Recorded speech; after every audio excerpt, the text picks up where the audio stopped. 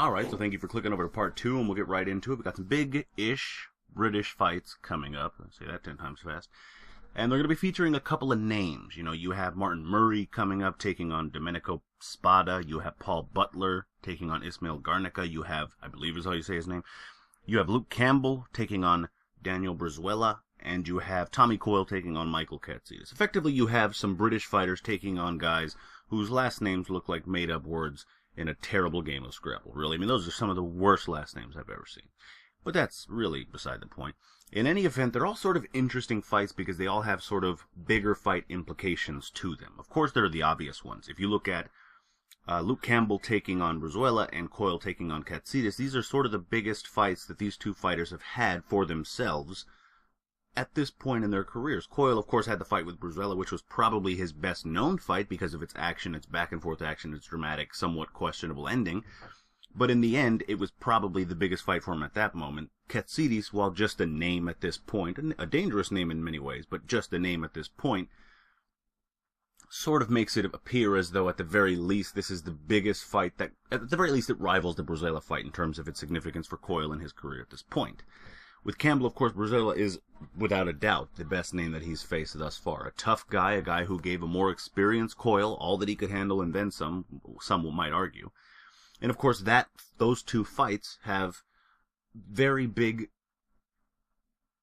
things, if you will, for lack of a better term. Because it's not that there's so much tangible on the line, there's just that big fight. That, in and of itself, is really the only tangible ingredient. And there is that potential big outdoor arena in Hull fight for next summer between the two Hull natives in Campbell and Coyle that could all go up in smoke if one of them just takes one too many punches. That's always exciting and that's always interesting, but what I find, I suppose, more interesting about, or most interesting, let's put it in, about these two fights, is that while both have the chance of losing, you might find out more than you'd care to find out if you're a Campbell supporter about Campbell, if he does lose in this fight, or if he gets his chin tested and he fails to pass that test. And Coyle facing Katsidis, a guy who, like Brizuela, keeps coming forward, can take a decent shot. You could definitely see some strange things happen here. Interesting things, you know, and that to me is always, obviously, interesting. It's a very dangerous set of fights for both fighters, especially because of how big that fight for both of these fighters could be at this point in their respective careers. The other interesting fight to me that became slightly less interesting when a title wasn't on the line was the Paul Butler fight. Now, if any of you know me at all, really, you'll know that I'm really not all that into titles. I really don't see the value in them from a fan's perspective. Of course, from a promoter standpoint, I get it. It's bargaining. Certain fans do care about it, so on and so forth, but I don't see a need to care at all, so I typically don't.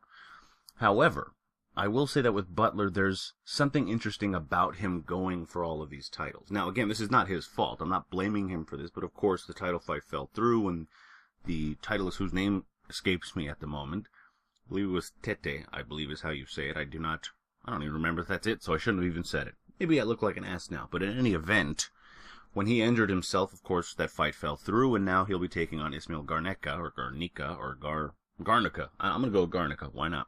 Sounds like an old baseball player's name.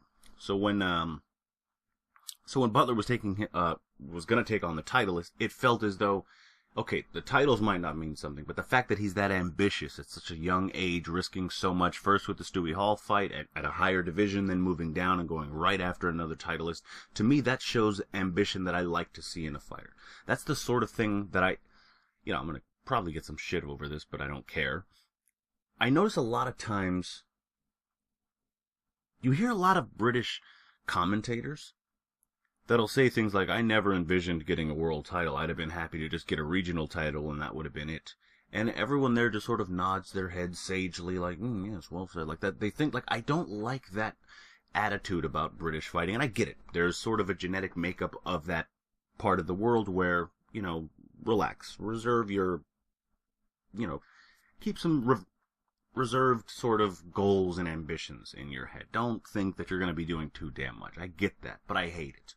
Maybe that's the American in me. I don't know what the hell it is, but I hate it. I hate fighters that just see just try to carve out a little niche for themselves, and that's all they want. They don't aspire for anything better or bigger or what have you.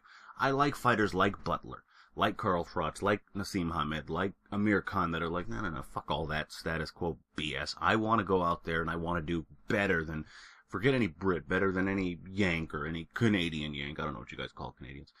Probably just Canadians. You know, I like that in your fighters. I don't like the, oh, woe is me, who knows, maybe one day finger, like, get the hell out of here with this. You're getting punched in the face. I hope you expect a pretty sizable payoff for it.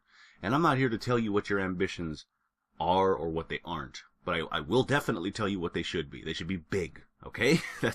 I know maybe it's not my place, but they should be. Okay, you're in a very dangerous sport. Dream big. There's no reason to dream any smaller than that. And I appreciate the fighters on that side of the pond that go after it a little bit more, that are a little more aggressive. You don't have to be as cocky and as arrogant as some of the American fighters out there, of course.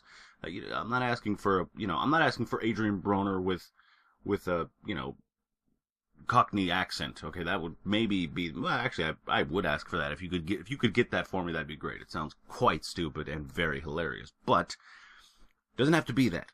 Just strive for success. That's what I like, and that's what I like about Paul Butler. Coupling that with the fact that he's a very talented fighter, got a good solid base of skills, and of course he has tremendous speed. He's exciting, and he definitely again has that ambition.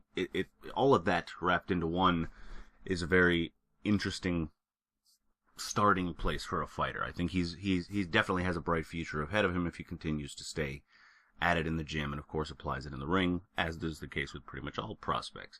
And it's weird to say that about a guy who's held a title, but in my opinion, again, the title itself doesn't mean anything. So to me, he is still something of a prospect. But I get it if you want to call him a former titleist. That's wonderful. You go ahead and do that.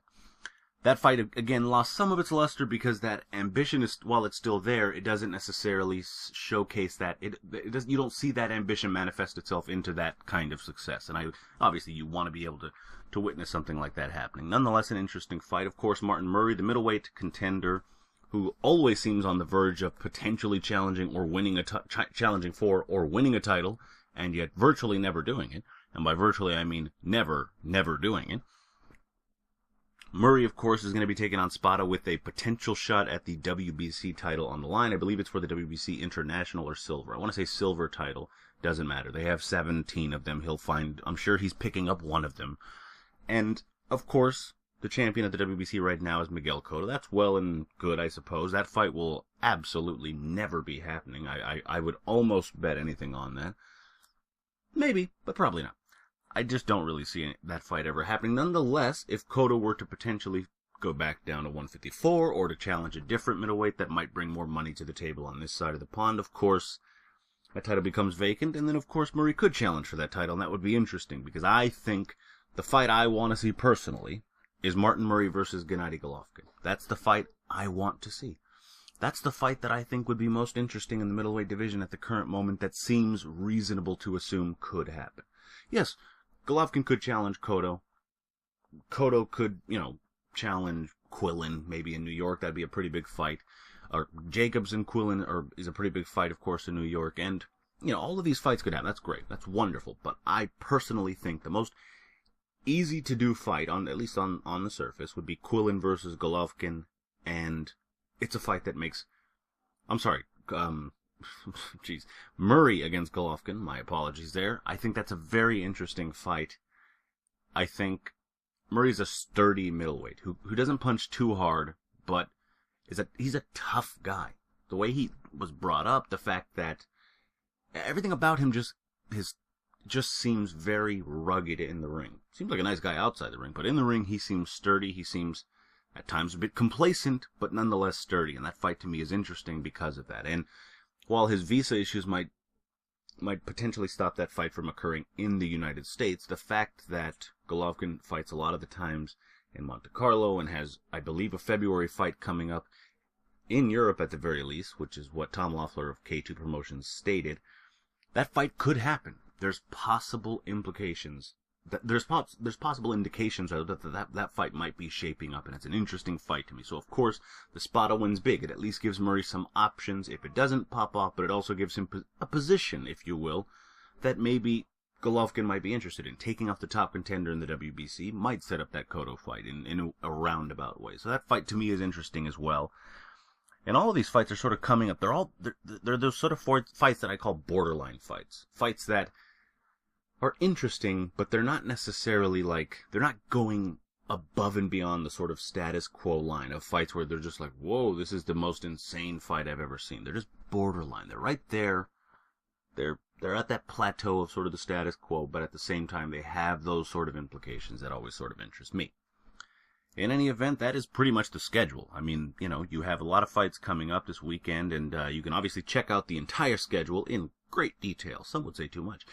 In the link below, in the description, of course, and comment on these fights, my thoughts, my suggestions. What would you like to see with Golovkin or Murray in this case? What would you like to see with Butler? What are your thoughts on Butler? Do you hate me now because perhaps in some people's minds I didn't, but in some people's minds bash British fighters? I have no reason to do that, for the record. I love the culture of boxing over there. I'm just saying, I wish that sometimes their fighters were a bit more ambitious outwardly. I just like to see that. Again, don't be a douche. Don't be over the top. You don't need to be Broner. Everyone who knows me knows I hate Broner.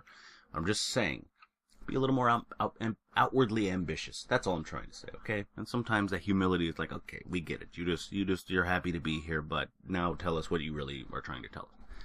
Anyway, check out the schedule in the link below. Like, comment, share, subscribe. Tell me all your thoughts. What do you think of these fights? Maybe you can check out the fights and the schedule. Tell me your picks and predictions, all that sort of stuff. Love to hear it. Comment section, 12ROUNDER Boxing, at 12ROUNDER Boxing, rather, on Twitter. Visit 12rounder.com. And, of course, as always, until next time, enjoy the fights.